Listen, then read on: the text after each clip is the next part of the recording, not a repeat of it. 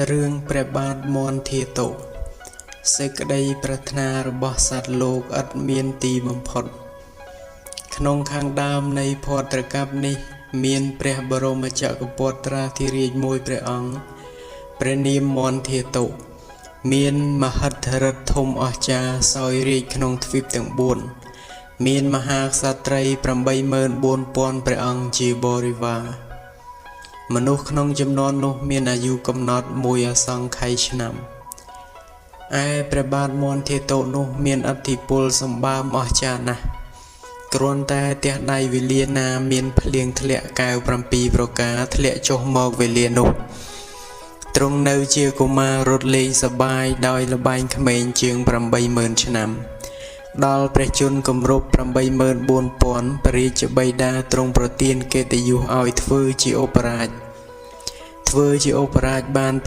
84000 ឆ្នាំបានទទួលរាជាភិសេកជាសម្ដេចបរមចក្រពត្រាធិរាជសោយរាជបាន 84000 ឆ្នាំទ្រង់មិនស្កប់ស្កល់ដោយរាជសម្បត្តិបានត្រាស់សួរមហាមាត្រថាទីដែលបរិបូរដោយរាជសម្បត្តិវិសេសជាងនេះទៅទៀតមានទេឬមហាមាត្រទូលថាបបិទ្ធព្រះសម្បត្តិទេព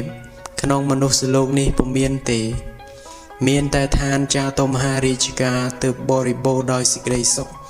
ប្រសើរជាងឋានមនុស្សព្រះបាទមន្ធាតុបានជ្រាបហើយក៏កាន់ចក្ររតក្រវីអណ្ដែតទៅឯកដកអាកាសព្រមទាំងចតុរង្គសេនាទៅចុះនៅឋានចាតុមហារាជការពួកទេវតាក្នុងស្ថាននោះបានឃើញព្រះបាទមន្ធាតុហើយក៏នាំគ្នាកាន់ផ្កាភ្ញីចូលទៅបូជាថ្វាយរាជសម្បត្តិទៅដល់ព្រះបាទមន្ធាតុព្រះបាទមន្ធាតុបានសោយរាជសម្បត្តិនៅឋានចាតុមហារាជការនោះបានចំនួន 84000 ឆ្នាំមនុស្សទ្រង់មិនបានស្កប់ស្កល់ក្នុងរាជសម្បត្តិនោះទៀតទើបត្រាស់សួរទៅស្ដេចចតុលោកបាលទាំង4ថាទីឋានដែលបរិបូរដោយសេចក្តីសុខជាងនេះមានដែរឬស្ដេចចតុលោកបាលទាំង4ក្រាបទូលថារាជសម្បត្តិក្នុងស្ថាននេះមិនវិសេសជាងស្ថានមនុស្សប៉ុន្មានទេមានតែរាជសម្បត្តិក្នុងឋានត្រៃត្រឹងទើបប្រសើរជាងនេះ100 គុណព្រះបាទមន្ធាតុបានជ្រាបហើយក៏ចាប់ចក្ររតក្រវីហោះទៅស្ថានត្រៃត្រឹងទៀតព្រះអន្ទ្រាធិរាជបានតតឃើញព្រះបាទមន្ធាតុហើយក៏មានព្រះទ័យសោមនស្សរីករាយកាន់ផ្កាភ្ញីចូលទៅបូជាថ្វាយរាជសម្បត្តិពាក់កណ្ដាលព្រះបាទមន្ធាតុបានសោយរាជសម្បត្តិពាក់កណ្ដាលនៅឋានត្រៃត្រឹងនោះជាសុខសេមសានអស់កាលជាយូរអង្វែងណាស់ចំនួន36ដំណរព្រះឥន្ទបានន័យថាព្រះឥន្ទបានជោតិឬក៏ស្លាប់ចំនួន36ដងឯសេចក្តីប្រាថ្នារបស់ព្រះអង្គមិនចេះពេញសោះនៅតែខ្វះកន្លះជានិច្ចសូម្បីសោយរាជសម្បត្តិទៅជាយូរអង្វែងដល់ម្ល៉េះក៏មិនចេះស្កប់ស្កល់ទើបទ្រង់ព្រះចិន្តាថាបើអញសម្លាប់ព្រះឥន្ទចោលហើយសោយរាជតែម្នាក់ឯងទើបល្មមសមនឹងបុណ្យស័ក្តិរបស់អញគ្រាន់តែគិតយ៉ាងនេះការទ្រុឌទ្រោមនៃសរីរៈក៏កើតឡើងប្រកបពុំអាចនៅលាយឡំជាមួយនឹងពួកទេវតាបានស្រាប់តែស្យុតមកស្ថិតនៅក្នុងឧទ្យានរបស់ព្រះអង្គនាឋានមនុស្សដោយកាលមុនវិញនាយឧទ្យានគោបាលបានឃើញព្រះបាទមន្ធាតុចុះពីឋានសួគ៌មកស្ថិតក្នុងឧទ្យានវិញហើយក៏ចូលទៅក្រាបទូលដល់ព្រះរាជត្រកូលព្រះរាជាដែលជាធំក្នុងរាជត្រកូលបានជ្រាបដំណឹងនោះហើយមានសេចក្តីត្រេកអរណាស់ទ្រង់មនីមនាយាងទៅឧទ្យានជាមួយនឹងស្ដេចទាំង 84000 ព្រះអង្គចាត់ចែងក្រាលរៀបចំរាជសីយាសនៈដ៏ប្រសើរក្នុងឧទ្យាននោះព្រះបាទមន្ធាតុទ្រង់ឡើងផ្ទុំលើសរីរាជសីយាសនៈនោះហើយ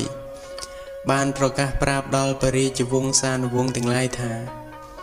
យើងលែងក្រោកចាស់អាសនៈនេះហើយអ្នកទាំងឡាយចូលចាំគ្រប់គ្នាថា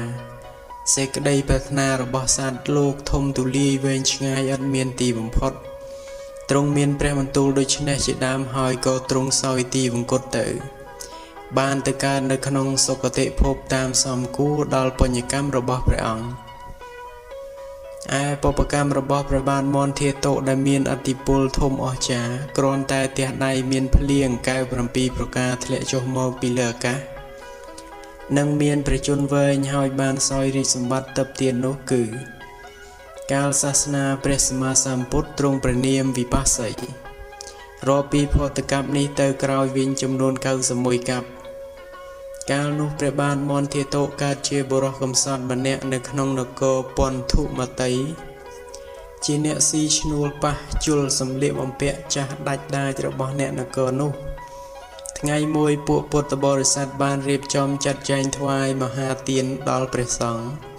មានព្រះពុទ្ធជាប្រធានឯបុរសកំសត់បានដឹងថាគេរៀបចំចាត់ចែងនឹងថ្វាយមហាទានដូច្នេះហើយក៏នឹកសង្វេយចំពោះខ្លួនថាអោអាត្មាអញជាមនុស្សសេះសល់ថោកទាបជាទីបំផុត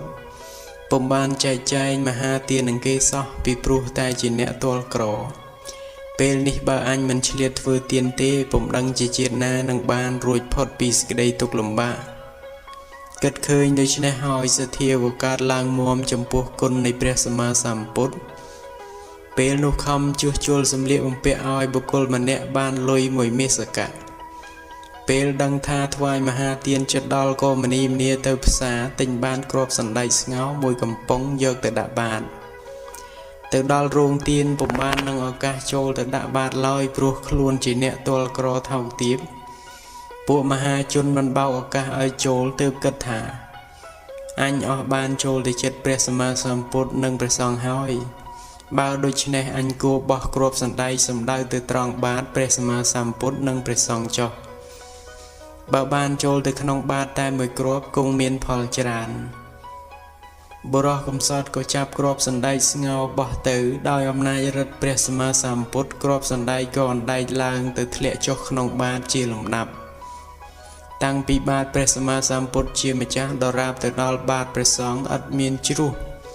ទៅទីដតីមួយគ្រាប់ឡើយ